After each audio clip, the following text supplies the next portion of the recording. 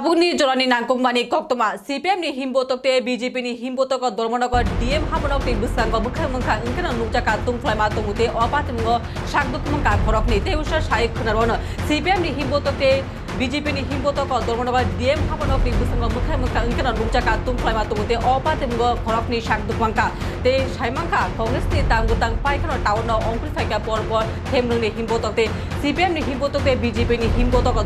DM Hamonok ni Busango Mukamaka Angkana Nukakatung Flamatumuti Dagarmungo Klimo Belake Shakdukwangka Korok ni Te CPM ni Ado Omitab Dotto Te Roton Dai Opatungo Shakdukwangka Patunung Thayo Police Shubi Khano Tomuno Control Khlaika Pia Tomuno Town Tung Flama Tomun Nukchaka Fono Tomuno Control Naraka Police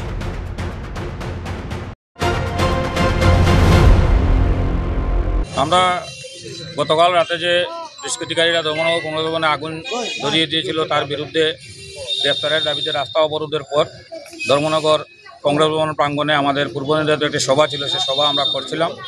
তখন বিজেপির প্রায় 250 লোক এসে আমাদের কংগ্রেস ভবন আক্রমণ করে, কংগ্রেস ভবনে ভাঙচুর করে, আমাদের মারধর করে। আমাদের একজন কর্মী আহত হয়েছেন, উনি ধর্মনগর জেলা হাসপাতালে আছেন।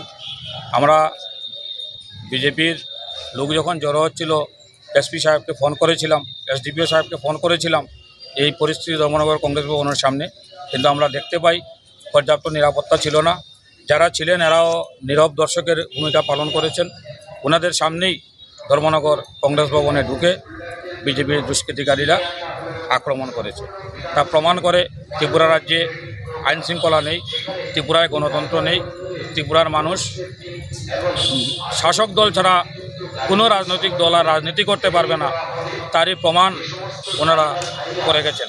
আমি রাজ্যের মুখ্যমন্ত্রী মানিক সাহার কাছে অনুরোধ করব, আমরা দেখতে পেয়েছি যখন বিজেপি চিত্রা মাতার হাতে আক্রান্ত হয় তখন উনি জ্ঞান বিতরণ করে বেড়ান, আর ওনার দলের কর্মী সমর্থকরা যখন বিরোধী দলের কর্মী সমর্থকদেরকে আক্রমণ করে তখন উনি নিশ্চুপ থাকেন।